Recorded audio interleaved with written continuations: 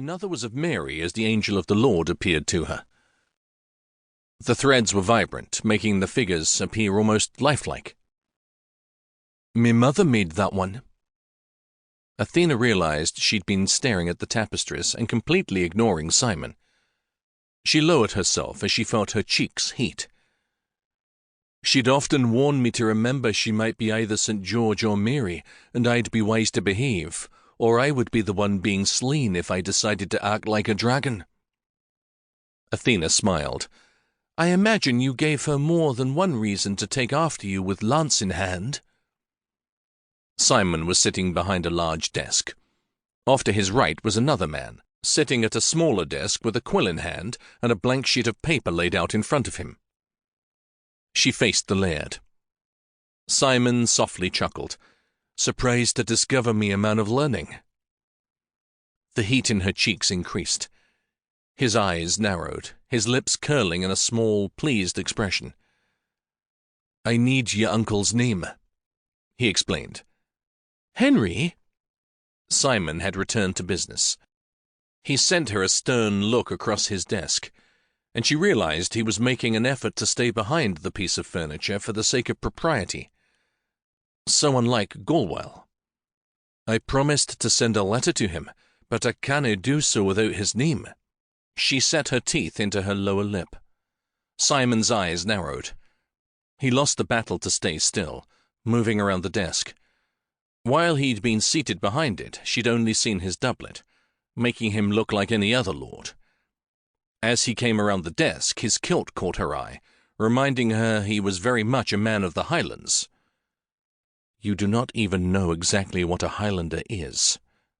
No, but she was learning that Simon was not a man to allow words to intimidate him. "Do nae be stubborn, Athena." It was her turn to raise an eyebrow. "Aren't you the pot calling the kettle black?" He'd perched himself on the edge of the desk, almost looking as if he was using the contact with the furniture like a chain to restrain himself. "You are being vain."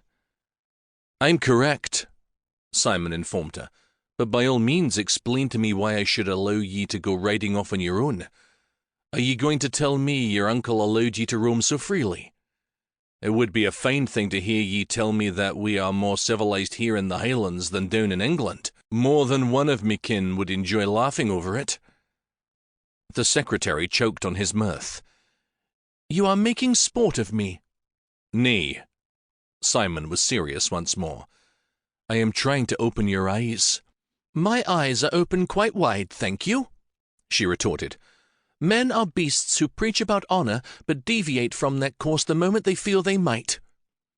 Simon slowly nodded. "A great many men fit that description, which is why I insisted ye stay with me instead of going off and running into another one who would sell ye." He'd stolen her. She should have been more outraged about it too. She could almost feel the rope still biting into her wrists. Simon's attention shifted, and she realized she was rubbing her wrist. "I did no mean for ye to be bruised." He'd risen and captured her wrist, turning it up so he could inspect her skin. "It is naught," she stated, and pulled away. Or tried to. Simon held her limb for a moment. She should have been angry over his daring. Instead, she noted again the way he controlled his strength, while Will Tinker had used brutal force without any regard for how much pain he inflicted. "I disagree." He was being obstinate, and yet there was something about his insistence that endeared him to her.